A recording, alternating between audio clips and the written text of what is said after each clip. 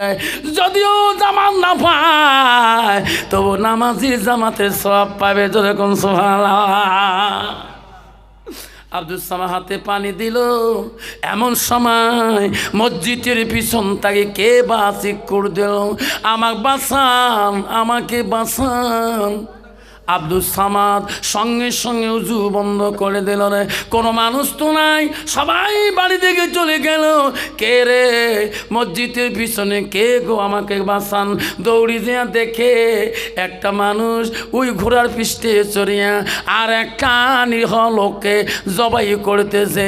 আব্দুস সামাদ বলল, ভাই না ভাই, তাকে মারিস না ভাই, তোর অন্যায় হবে, তোর ক্ষতি হবে ভাই, তাকে জবাই করিস না। এই কথা বলতে না বলতে ওই নিরীহ লোকটাকে, ওই ঘোড়ার পৃষ্ঠে চড়া লোকটা জবাই করে থুয়ে চলে গেল।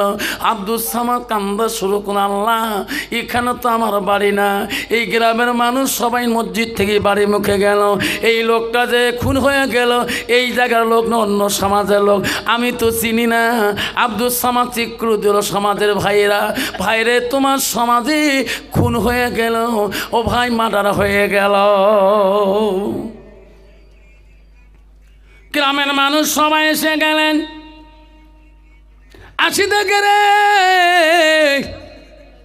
যে মানুষটা চিক্কুর দেয় তার গায়ে মাথা রক্ত ছিটা, তার ঝোলায় রক্ত মাখা ছুরি, তার ছুরিতে রক্ত দাগা। রে যুবক, তুমিও খুন করলি নাকি? তোমার গায়ে কেন রক্তর দাগ? ছুরিতে কেন রক্ত মাখা? ঝোলায় কেন রক্ত? তুই মারিয়া বোঝা পালাইতে পারো নাই? এটা তো আমার সমাজের মহৎ মানুষ, জ্ঞানী মানুষ, মারলি কেন? সবাই বলেন, না ভাই রে, আমি মারি নাই, আমার অভ্যাস নাই, আমি একজন নামাজি পরহেজগারী, মসজিদে নামাজ পড়তে আসি। সবাই বল, না না, এটা নামাজের ইয়ার চলো না, ধরো পিঠাই করো, মারো পিঠাই করো। সবাই মারা শুরু করে দিলেন। মারিতে মারিতে আব্দুস সামাদকে মসজিদের জমিনে পিছতে দিয়ে দিলেন।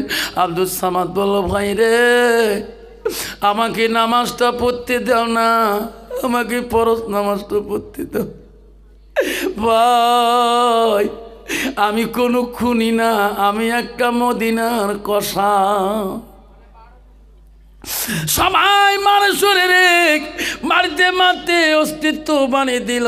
আব্দুস সামাদ বলো, ভাই রে, পৃথিবীতে আমার আপনজন কেউ নেই, আমার বাবা নাই, আমার ভাই নাই, আমার বোন নাই, শুধু একটা মা আছে। দয়া করে যদি তোমার মরণের আগে আমার মাটাকে একবার দেখতে দেন, আমি আমার মা ঋণ থেকে আমি বাঁচব। সবাই যখন মারি বন্ধ করে দিল, সবাই বাদশার দরবারে নিয়ে গেলেন। চলো আমার দেশের বাদশা, আমার দেশের কাজীর কাছে নিয়ে যাব, ইনি নিরপরাধ মানুষকে কেন খুন করলো? সবাই টানে বান্ধি নিয়ে গেল।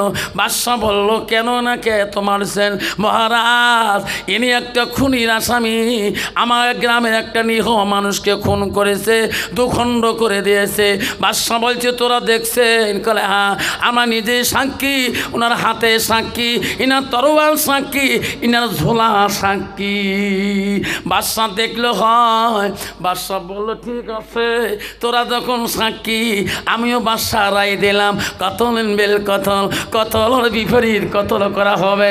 ফজরে নামাজ বাদ এনাকে মৃত্যুদণ্ড দেওয়া হবে।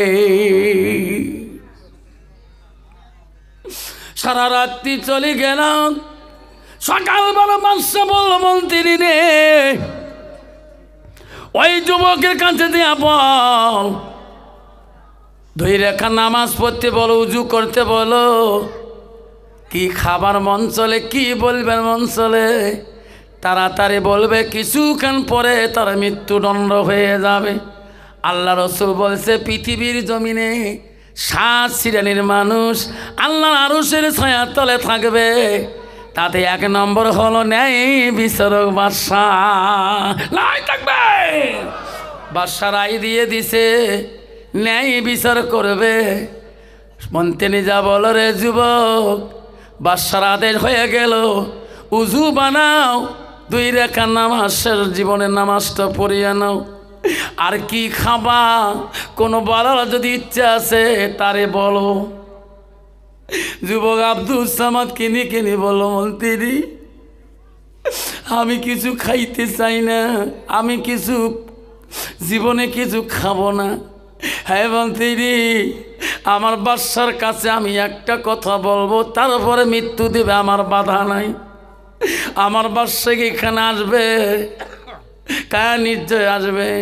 মহারাজ, তোমার আসামি কিছু খাইতে চায় না, একটা কথা তোমার দরবারে বলতে চাই। বাদশা বলে আমি এখনই যাব। বাদশা বলো, বল রে বেটা, বল, খুনি বল, কি বলতে চাও? মহারাজ, পৃথিবীর আপনজন আমার কেউ নাই, আপনার কাছে অ্যাপ্লিকেশন করবে, দরখাস্ত দেবে নাই। আমার বাবা নাই, আমার ভাই নাই, আমার বোন নাই। মহারাজ, তোমার খুন হওয়ার আগে আমার একটা হতভাগা মা আছে, সেই মাটাকে আমি এক নজর দেখতে চাই। মহারাজ, আমার মা অপেক্ষা হয়ে আছে, এই মাটাকে যদি আমি না বলে যাই, হাসুর ময়দানে আমি মার কাছে ডিমেন হয়ে থাকি।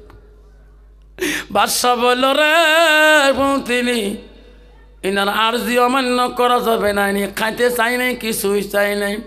মরণের আগে যদি তার মার ঋণটা শোধ করে দেওয়া না হয়, দেখা করে দেওয়া না হয়, আমি বাদশা নিজেই থেকে যাব। যাও যাও, কোমরে রশি বাঁধো, পায়ে শিখলা বাঁধো, তার বাড়িতে নিয়ে যায়া তার মার সাথে একবার সাক্ষাৎ বানিয়ে দা। 2001 সালে আমি যখন জীবনে প্রথম, এই বস্তু তুই কি শুরু করছিস না, একদম মোবাইল ভাঙি ফেলি তুমি। 2001 সালে আমি যখন পশ্চিমবঙ্গের পায়ে হাত, পশ্চিমবঙ্গ যাই, কত বছর হয় বাবা? 22 বছর। 22 বছর না? 2001 সালে আমি জীবনের প্রথম কুচবিহার জেলায় যাই। জায়গাটার নাম হলো খোসাবাড়ি, খারুভান।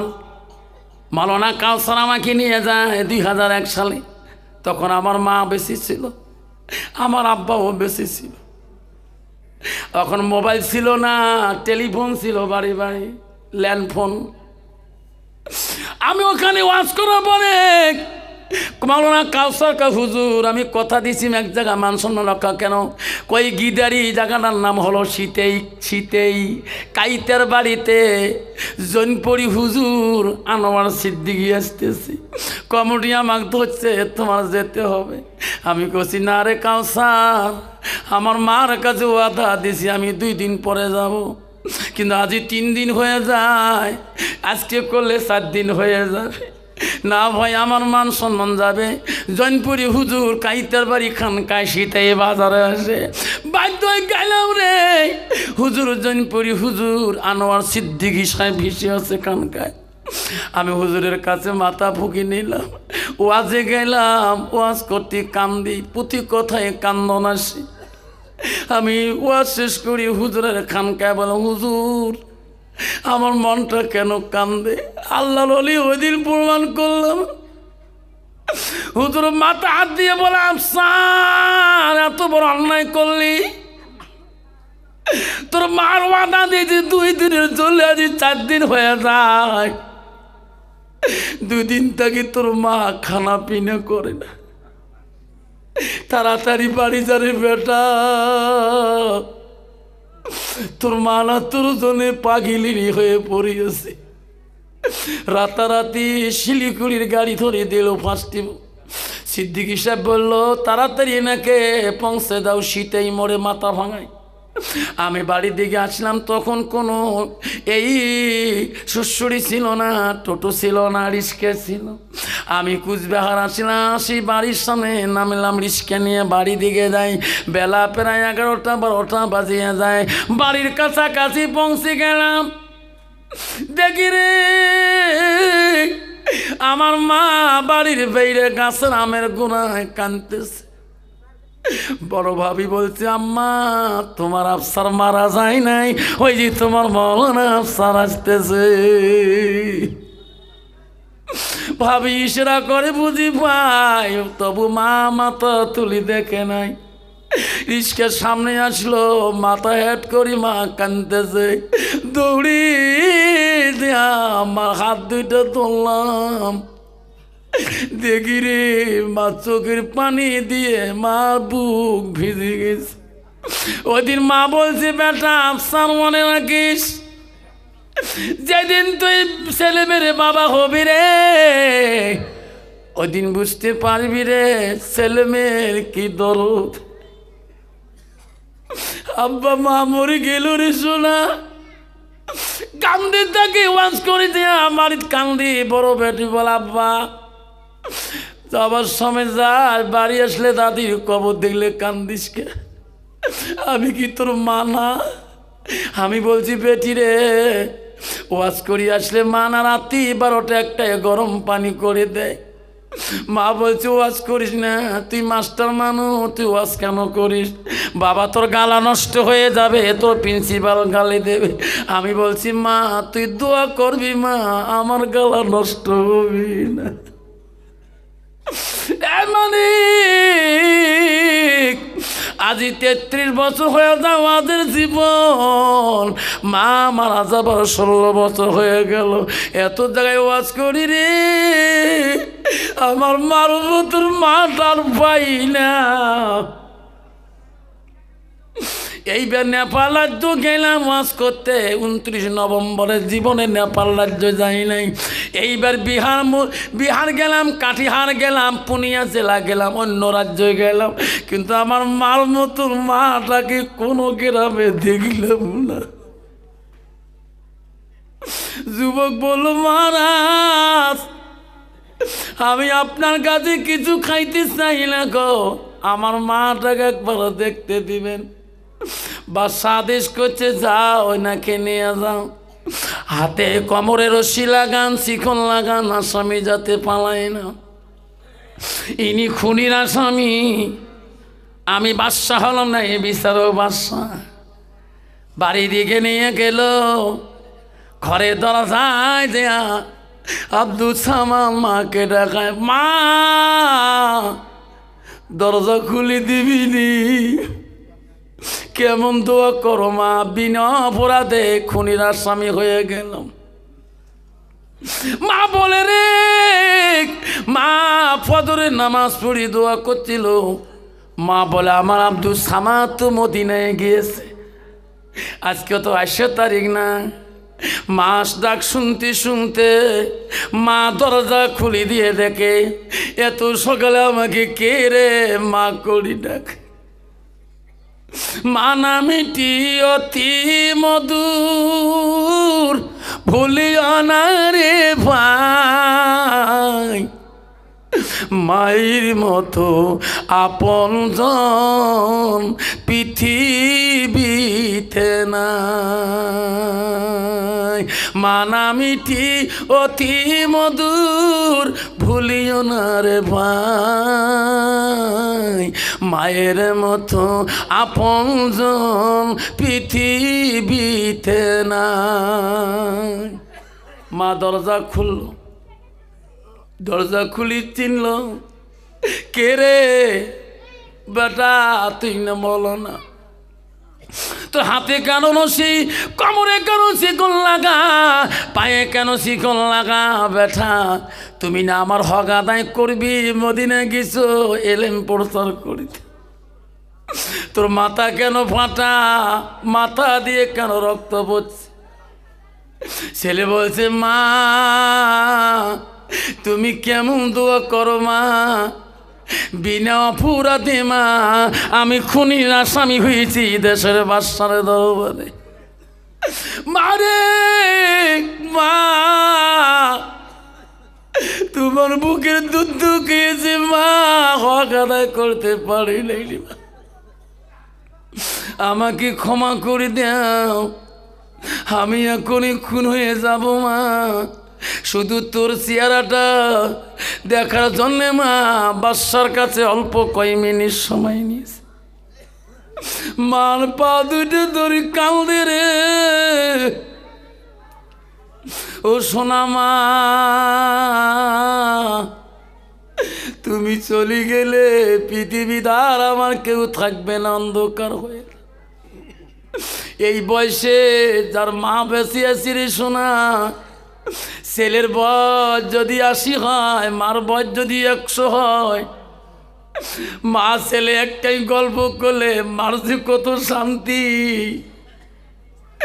মার যে কত আত্মারা শান্তি পায়, বারবার ছেলের মাথা হাত দেয়। মা আব্দুল সামাদ চলে গেলে মা বিদায় নিয়ে মা বলো বেটা যা, এই বাদশা তো ন্যায় বিচারক, বেটারে আমি বলি দিলাম আমার কাছে ফাঁকি দিতে পারো, যদি তুমি খুন করেছো খুনের বদলা আল্লাহ দিবি, আর যদি খুন করো নাই আমি মা দোয়া করবো রে বেটা। দেশের বাদশা কেন, দেশের মন্ত্রী কেন, কেউ তোমার ক্ষতি করতে পারবে না। যদি কোন সুবহানাল্লাহ থাকবে। বাবা যার মার আশীর্বাদ আছে, যার বাপের আশীর্বাদ আছে, কোনোদিন ক্ষতি হবে না।